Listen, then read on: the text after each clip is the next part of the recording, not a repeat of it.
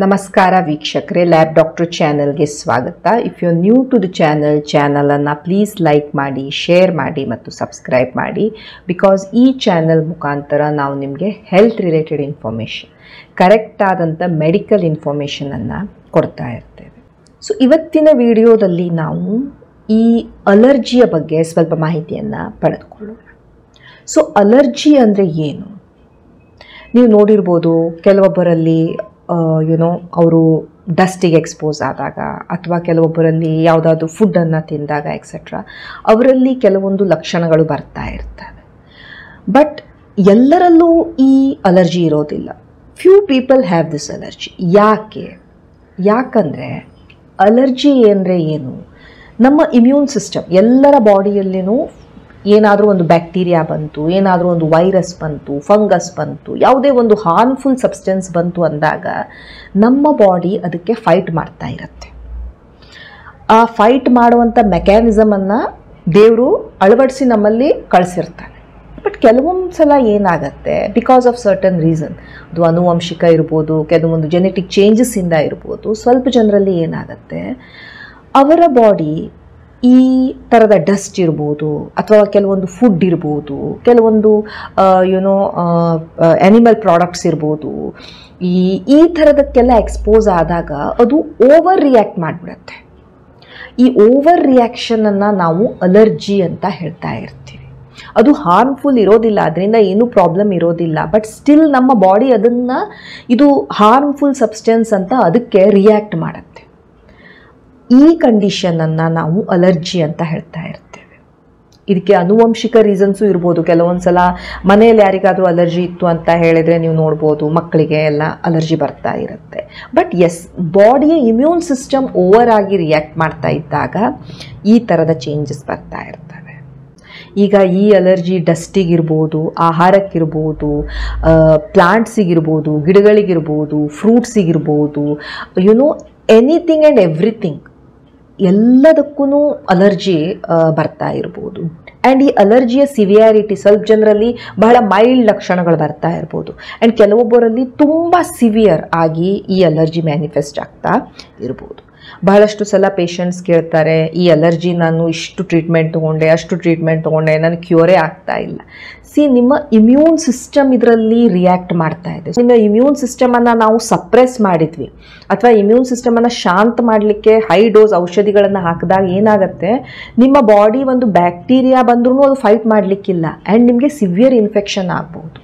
So ಅಲರ್ಜಿಯ treatment ಏನಿರುತ್ತೆ ಅಷ್ಟು ಈಸಿಯಾಗಿ ಆಗಿರೋದಿಲ್ಲ. ಯಾಕಂದರೆ ಇಲ್ಲಿ ನಿಮ್ಮ ಇಮ್ಯೂನ್ ಸಿಸ್ಟಮ್ ಹೈಪರ್ ರಿಯಾಕ್ಟ್ ಮಾಡ್ತಾ ಇರುತ್ತೆ. ಸೊ ನಾವು ಮೋಸ್ಟ್ಲಿ ಇದಕ್ಕೆ ಏನು ಮಾಡ್ತಿರ್ತೀವಿ, ನಿಮ್ಮ ಲಕ್ಷಣಗಳನ್ನು ನಾವು ಟ್ರೀಟ್ ಮಾಡ್ತಾ ಇರ್ತೀವಿ.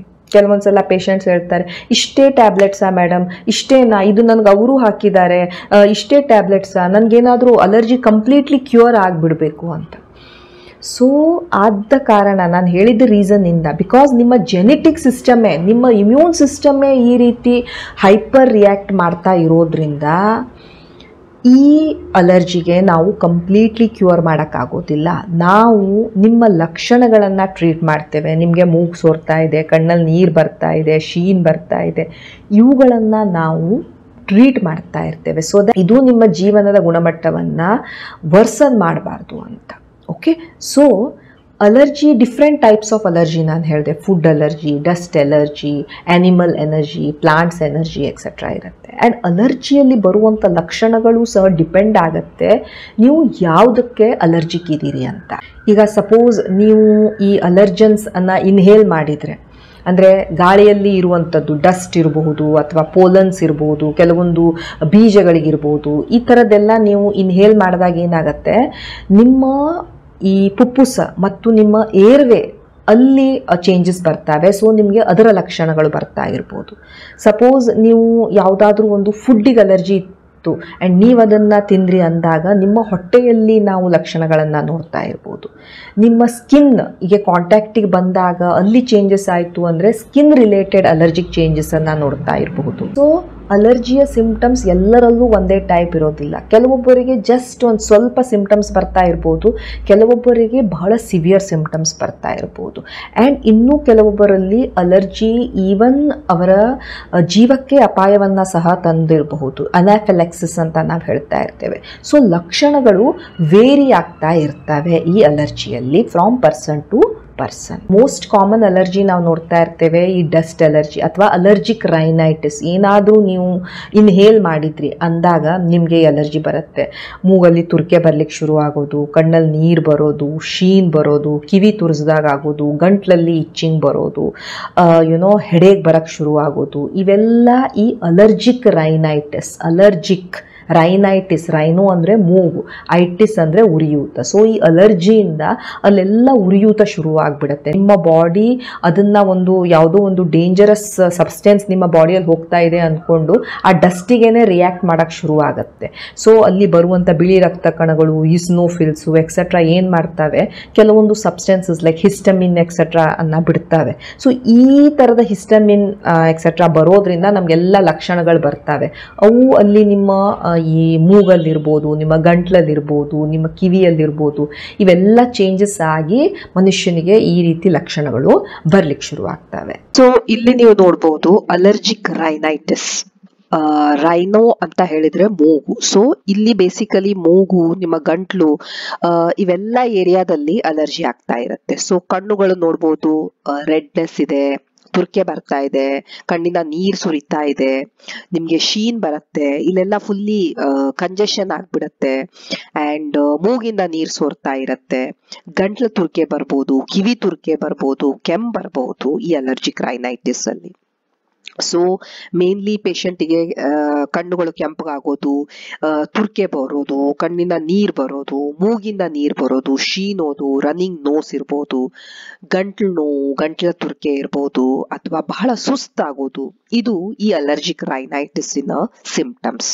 ಕೆಲವೊಂದ್ಸಲ ಫುಡ್ ಎಲರ್ಜಿ, ಸ್ವಲ್ಪ ಜನರಿಗೆ ಯಾವುದೇ ಒಂದು ಫುಡ್ ಇರ್ಬೋದು, ಅದು ಪ್ರಾನ್ಸ್ ಇರ್ಬೋದು ಅಥವಾ ಫಿಶ್ ಇರ್ಬೋದು, ಎಗ್ ಇರ್ಬೋದು, ಸೋಯಾ ಇರಬಹುದು, ಯಾವುದೇ ಕೆಲವೊಂದು ಫುಡ್ಡನ್ನು ಇಂಜೆಸ್ಟ್ ಮಾಡಿದಾಗ ಅವರಿಗೆ ತಮ್ಮ ಹೊಟ್ಟೆಯಲ್ಲಿ ಆ ಫುಡ್ಡನ್ನು ಟಾಲರೇಟ್ ಮಾಡೋಕ್ಕಾಗ್ತಾ ಇರೋದಿಲ್ಲ. ಅವರ ಹೊಟ್ಟೆಯಲ್ಲಿ ಇರುವಂತಹ ಸೆಲ್ಸ್ಗಳು ಇದಕ್ಕೆ ರಿಯಾಕ್ಟ್ ಮಾಡ್ತವೆ. ಸೊ ಪೇಷಂಟ್ಸಿಗೆ ಸುಮಾರಷ್ಟು ಲಕ್ಷಣಗಳು ಬರ್ಬೋದು. ಲೂಸ್ ಮೋಷನ್ ಇರ್ಬೋದು, ವಾಮಿಟಿಂಗ್ ಇರ್ಬೋದು, ತುಟಿಗಳ ಸ್ವೆಲ್ಲಿಂಗ್ ಇರಬಹುದು, ಅಥವಾ ಹೊಟ್ಟೆ ನೋವು ಬರೋದಿರ್ಬೋದು. ಸೊ ಇವೆಲ್ಲ ಸಿಂಪ್ಟಮ್ಸ್ ಬರ್ತಾ ಇರ್ತವೆ ಫುಡ್ ಅಲರ್ಜಿಯಲ್ಲಿ. ಸೊ ಇದು ಫುಡ್ ಅಲರ್ಜಿಯ ಲಕ್ಷಣಗಳು. ಸೊ ನೀವು ಕೆಲವೊಂದು ಆಹಾರಗಳನ್ನ ತೆಗೆದುಕೊಂಡಾಗ ಯಾವುದು ನಿಮ್ಮ ಬಾಡಿಗೆ ಸೂಟ್ ಆಗೋದಿಲ್ಲ, ನಿಮ್ಗೆ ತುರ್ಕೆ ಬರ್ಬೋದು, ಬಾಯಿ ಹತ್ತಿರ ತುರ್ಕೆ ಬರ್ಬೋದು, ಬಾಯಿ ಒಳಗಡೆ ತುರ್ಸ್ದಂಗ್ ಆಗ್ತಾ ಇರ್ಬೋದು, ಮುಖದ ಸ್ವೆಲ್ಲಿಂಗ್ ಬರ್ತಾ ಇರ್ಬಹುದು, ನಿಮ್ಮ ನಾಲಿಗೆ ಸ್ವೆಲ್ಲಿಂಗ್ ಬರ್ಬೋದು, ನಿಮ್ಮ ತುಟಿಗಳು ದಪ್ಪಗಾಗ್ಬಿಡ್ಬೋದು, ಸ್ವೆಲ್ಲಿಂಗ್ ಬಂದ್ಬಿಡ್ಬೋದು, ವಾಮಿಟಿಂಗ್ ಸೆನ್ಸೇಷನ್ ಆಗ್ತಾ ಇರ್ಬೋದು, ಹೊಟ್ಟೆ ನೋವು ಬರ್ಬೋದು, ಉಸಿರಾಡ್ಲಿಕ್ಕೇನೆ ತ್ರಾಸ ಆಗ್ಬೋದು, ಇವೆಲ್ಲದ್ರಿಂದ ನಿಮ್ಗೆ ತಲೆ ತಿರ್ಗದ ಹಾಗೆ ಆಗ್ತಾ ಇರ್ಬೋದು, ಲೂಸ್ ಮೋಷನ್ ಶುರು ಆಗ್ಬೋದು. ಸೊ ಇವೆಲ್ಲ ಫುಡ್ ಅಲರ್ಜಿಯ ಲಕ್ಷಣಗಳು. ಕೆಲವೊಂದು ಸಲ ಈ ಸ್ಕಿನ್ನಿಗೆ ಏನಾದರೂ ಕಾಂಟ್ಯಾಕ್ಟ್ ಬಂತು, ಅವ್ರೇನಾದರೂ ಒಂದು ಕಾಸ್ಮೆಟಿಕ್ ಹಚ್ಕೊಂಡ್ರು, ಕಾಸ್ಮೆಟಿಕ್ಸ್ ಇರ್ಬೋದು, ಮೇಕಪ್ ಇರ್ಬೋದು, ಪರ್ಫ್ಯೂಮ್ ಇರ್ಬೋದು, ಕೆಲವೊಂದು ಸೋಪ್ಸ್ ಇರ್ಬೋದು, ಇವೆಲ್ಲ ಹಾಕೊಂಡಾಗ ಅವರಿಗೆ ಸ್ಕಿನ್ನಲ್ಲಿ ಈ ಸಿಂಪ್ಟಮ್ಸ್ ಬರ್ಬೋದು. ಇದನ್ನು ನಾವು ಎಕ್ಸಿಮಾ ಅಥವಾ ಏಟೋಪಿಕ್ ಡರ್ಮಟೈಟಿಸ್, ಏಟೋಪಿ ಅಂದರೆ ಅಲರ್ಜಿ, ಏಟೋಪಿಕ್ ಡರ್ಮಟೈಟಿಸ್ ಅಥವಾ ಕಾಂಟ್ಯಾಕ್ಟ್ ಡರ್ಮಟೈಟಿಸ್ ಅಂತ ಹೇಳ್ತಾ ಇರ್ತೇವೆ. ಸೊ ಚರ್ಮದಲ್ಲಿ ಈ ಅಲರ್ಜಿಯ ಲಕ್ಷಣಗಳು ಬರ್ತಾ ಇರಬಹುದು. ಕೆಲವೊಂದ್ಸಲ ನೀವು ನಿಮ್ಮ ಸ್ಕಿನ್ನಿಗೆ ಅಲರ್ಜಿಕ್ ಡರ್ಮಟೈಟಿಸ್ ಅಥವಾ ಅಟೋಪಿಕ್ ಡರ್ಮಟೈಟಿಸ್ ಅಥವಾ ಎಕ್ಸಿಮಾ ಇದ್ದಾಗ ನಿಮ್ಗೆ ಈ ಮುಖದ ಮೇಲೆ, ಕೈ ಮೇಲೆ, ಕಾಲಿನಲ್ಲಿ ಅಥವಾ ನಿಮ್ಮ ಈ ನೀಸ್ ಹಿಂದೆ, ನಿಮ್ಮ ಎಲ್ಬೋಸ್ ಹತ್ರ ಎಲ್ಲ ಈ ರೀತಿ ರ್ಯಾಷಸ್ ಬರ್ತಾ ಇರ್ಬೋದು.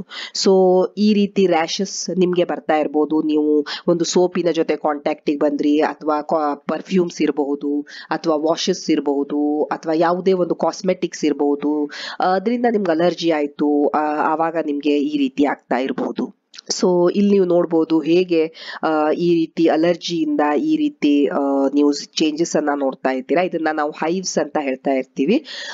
ಇದು ತುಂಬಾ ತುರ್ಕೆ ಬರ್ತಾ ಇರತ್ತೆ, ಇಚ್ಚಿಂಗ್ ಇಲ್ಲಿರತ್ತೆ, ಅಂಡ್ ಇದು ಇನ್ಸೆಕ್ಟ್ ಬೈಟ್ ಇಂದ ನಿಮ್ಗೆ ಈ ರೀತಿ ಅಲರ್ಜಿ ಆಗ್ಬೋದು, ಫುಡ್ ಇಂದ ಅಲರ್ಜಿ ಆಗ್ಬೋದು, ಏನೋ ತಿಂದಾಗ ನಿಮ್ಗೆ ಈ ರೀತಿ ಸಡನ್ ಆಗಿ ಈ ತರ ರ್ಯಾಷಸ್ ಬರಕ್ ಶುರು ಆಗ್ಬೋದು, ಸ್ಟ್ರೆಸ್ ಇಂದ ಕೆಲವೊಬ್ಬರಿಗೆ ಆಗ್ಬೋದು. ಸೊ ಇಲ್ಲೂ ಸಹ ಸೇಮ್ ನೋಡ್ಬೋದು ಹೇಗೆ ಇಲ್ಲಿ ಗುಂಪಲ್ಲಿ ಈ ರೀತಿ ಹೈವ್ಸ್ ಎದ್ದಿದಾವೆ. ಸುಮಾರು ತುರ್ಕೆ ಬರ್ತಾ ಇರುತ್ತೆ ಅದಕ್ಕೆ. ಸಿವಿಯರ್ ಫಾರ್ಮ್ ಆಫ್ ಅಲರ್ಜಿ ಅಂದರೆ ಅನಾಫಿಲೆಕ್ಸಿಸ್. ಕೆಲವೊಂದು ಸಲ ನೀವು ನೋಡ್ಬೋದು ಪೇಷಂಟಿಗೆ ಅವರು ಏನಾದರೂ ತಿಂದರು ಇಮಿಡಿಯೇಟ್ಲಿ ಅವರ ತುಟಿಗಳು ಸಡನ್ನಾಗಿ ಸ್ವೆಲ್ಲಿಂಗ್ ಬರೋಕ್ಕೆ ಶುರುವಾಗ್ತವೆ, ಕಣ್ಣೆಲ್ಲ ಮುಚ್ಕೊಳ್ಳಿಕ್ಕೆ ಶುರು ಆಗಿಬಿಡತ್ತೆ, ಉಸಿರಾಡೋಕ್ಕೆ ಕಷ್ಟ ಆಗ್ಲಿಕ್ಕೆ ಶುರು ಆಗುತ್ತೆ. ಈ ರೀತಿ ಉಸಿರಾಟ ಕಷ್ಟ ಆಯಿತು ಅಂದರೆ ಮನುಷ್ಯನಿಗೆ ಈವನ್ ಬ್ರೀದ್ ಮಾಡಲಿಕ್ಕಾಗದೆ ಡೆತ್ ಸಹ ಆಗಿರ್ಬೋದು. ಬಹಳಷ್ಟು ಜನರಿಗೆ ಈ ಥರ ಡೆತ್ ಸಹ ಆಗಿಬಿಡುತ್ತೆ. ಇದು ಒಂದು ಮೆಡಿಕಲ್ ಎಮರ್ಜೆನ್ಸಿ. ಇಮಿಡಿಯೇಟ್ಲಿ ನಾವು ಪೇಷಂಟನ್ನು ಹಾಸ್ಪಿಟ್ಲಿಗೆ ರಶ್ ಮಾಡಬೇಕು ಆ್ಯಂಡ್ ನಾವು ಕೆಲವೊಂದು ಔಷಧಿಗಳನ್ನು ಇಮಿಡಿಯೇಟ್ಲಿ ಪೇಷಂಟಿಗೆ ಕೊಡಬೇಕಾಗತ್ತೆ. ಅದನ್ನು ನಾವು ಅನಾಫಿಲೆಕ್ಸಿಸ್ ಅಂತ ಹೇಳ್ತಾ ಇರ್ತೇವೆ. ಕೆಲವೊಂದು ಸಲ ಕೆಲವೊಬ್ಬರಿಗೆ ಈ ಬಾದಾಮಿ, ಗೋಡಂಬಿ ಈ ತರ ನಟ್ಸ್ ಇರ್ಬೋದು, ಅಥವಾ ಈ sea food, shell fish etcetera, ಕೆಲವೊಬ್ಬರಿಗೆ ಈವನ್ ಎಗ್ ತಿಂದಾಗ, ಕೆಲವೊಬ್ಬರಿಗೆ ಹಾಲು ಅಥವಾ ಹಾಲಿನ ಪ್ರಾಡಕ್ಟ್ಸ್ ತಗೊಂಡಾಗ, ಕೆಲವೊಬ್ಬರಿಗೆ ಕೆಲವೊಂದು ಔಷಧಿ ಲೈಕ್ ಪೆನ್ಸಿಲಿನ್ನು ಅಥವಾ IV ಕಾಂಟ್ರಾಸ್ಟ್ ಏಜೆಂಟ್ಸ್ ಕೊಟ್ಟಾಗ, ಕೆಲವೊಮ್ಮೆ ಈ ಇನ್ಸೆಕ್ಟ್ಸ್ ಬೈಟ್ ಈ ರೀತಿ ಎಲ್ಲ ಆದಾಗ ಏನಾಗುತ್ತೆ, ಇವರಿಗೆ ಸಿವಿಯರ್ ಅಲರ್ಜಿ ಆಗಿ ಹೋಗುತ್ತೆ. ಸೊ ಪೇಷಂಟಿಗೆ ಉಸಿರಾಡ್ಲಿಕ್ಕೂ ಪ್ರಾಬ್ಲಮ್ ಆಗ್ತಾ ಇರ್ಬೋದು, ಕೆಮ್ಮು ಬರಬಹುದು, ವೀಸಿಂಗ್ ಆಗ್ತಾ ಇರ್ಬೋದು, ಅಂಡ್ ಬಹಳ ಆತನಿಗೆ ಈ ಪೂರ್ತಿ ಗಂಟಲಲ್ಲಿ ಎಲ್ಲ ಉರಿಯೂತ ಆಗ್ತಾ ಇರ್ಬೋದು. ಸೊ ಪೇಷಂಟಿಗೆ ಈ ರೀತಿ ಕಣ್ಣುಗಳು ಮುಚ್ಕೊಳ್ಬಹುದು, ಈ ರೀತಿ ತುಂಬಾನೇ ಸ್ವೆಲ್ಲಿಂಗ್ ಬಂದು ಹೋಗ್ಬಿಡ್ಬೋದು ಕಣ್ಣಿನ ಸುತ್ತಲೂ, ಈ ರೀತಿ ರ್ಯಾಷಸ್ ಹೇಳ್ಬಹುದು.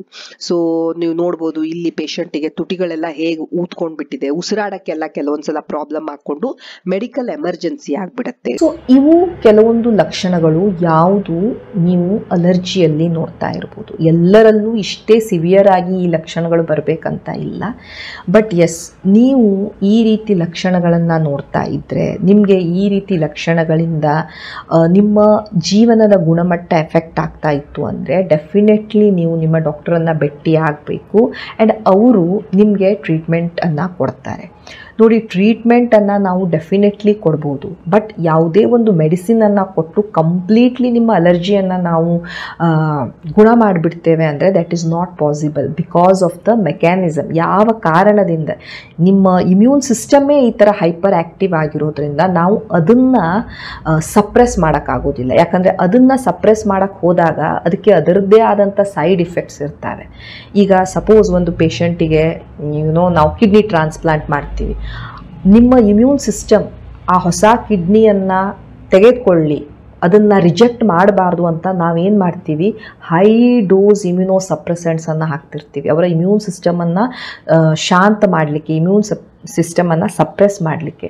ಬಟ್ ಅದರಿಂದ ಪೇಷಂಟಿಗೆ ಸುಮಾರಷ್ಟು ಸೈಡ್ ಇಫೆಕ್ಟ್ಸ್ ಇರ್ತವೆ. ಅವರು ಬಹಳಷ್ಟು ಇನ್ಫೆಕ್ಷನ್ಸ್ ಬಂತು ಅಂದ್ರೂ ಅವರ ಇಮ್ಯೂನ್ ಸಿಸ್ಟಮ್ ಫಂಕ್ಷನ್ನೇ ಮಾಡ್ತಾ ಇರೋದಿಲ್ಲ, ಯಾಕಂದರೆ ನಾವು ಅದನ್ನು ಸಪ್ರೆಸ್ ಮಾಡಿಬಿಟ್ಟಿರ್ತೀವಿ. ಸೊ ಸಿವಿಯರ್ ಇನ್ಫೆಕ್ಷನ್ಸ್ ಆಗುವಂಥ ಚಾನ್ಸಸ್ ಇರುತ್ತೆ. ಅವಳು ಬಹಳ ಕಾಳಜಿ ಮಾಡ್ತಾ ಇರಬೇಕಾಗತ್ತೆ ತಮ್ಮ ಜೀವನವನ್ನು ನಡೆಸಬೇಕಾದ್ರೆ. ಸೊ ಅಲರ್ಜಿಗೆ ನಾವು ಮೈಲ್ಡ್, ಮಾಡ್ರೇಟ್, ಸಿವಿಯರ್ ಅಲರ್ಜಿ ಅಂತ ಕ್ಯಾಟಗರೈಸ್ ಮಾಡ್ತೇವೆ. ಅದ್ರ ತಕ್ಕ ಹಾಗೆ ನಾವು ಟ್ರೀಟ್ಮೆಂಟನ್ನು ಕೊಡ್ತಾ ಇರ್ತೇವೆ. ಬಹಳ ಮೈಲ್ಡ್ ಇತ್ತು ಅಂದಾಗ ಎಸ್, ನಾವು ಜಸ್ಟ್ ನಿಮಗೆ ಈ ಸಿಟ್ರಜಿನ್, ಆ್ಯಂಟಿಹಿಸ್ಟಮಿನಿಕ್ಸು ಎಕ್ಸೆಟ್ರಾ ಕೊಡ್ತಾ ಇರ್ತೇವೆ. ಪ್ಯಾರಾಸಿಟಮಾಲ್ ಇರ್ಬೋದು, ನಿಮಗೆ ಹೆಡೇಕ್ ಇತ್ತು ಅಂದರೆ ಪೇನ್ ಕಿಲ್ಲರ್ಸ್ ಇರ್ಬೋದು, ಈ ರೀತಿ ಕೊಡ್ತಾ ಇರ್ತೇವೆ. ಎಸ್, ಬಹಳ ಸಿವಿಯರ್ ಆಗ್ತಾ ಇದೆ ಅಂದರೆ ಕೆಲವೊಮ್ಮೆ ನಾವು ಸ್ಟಿರಾಯ್ಡ್ಸನ್ನು ಸಹ ಹಾಕಬೇಕಾಗತ್ತೆ. So depending upon the severity, ಎಷ್ಟು ಸಿವಿಯರ್ ಇದೆ ಅದರ ತಕ್ಕ ಹಾಗೆ ನಾವು ಟ್ರೀಟ್ಮೆಂಟನ್ನು ಪೇಷಂಟಿಗೆ ಹಾಕಬೇಕಾಗತ್ತೆ. ಬಟ್ ಡೆಫಿನೆಟ್ಲಿ ಡಾಕ್ಟರ್ ನಿಮ್ಗೆ ಹೆಲ್ಪ್ ಮಾಡ್ತಾರೆ to deal with these symptoms of allergy. Thank you so much for watching the video. Please like, share and subscribe the channel. Thank you.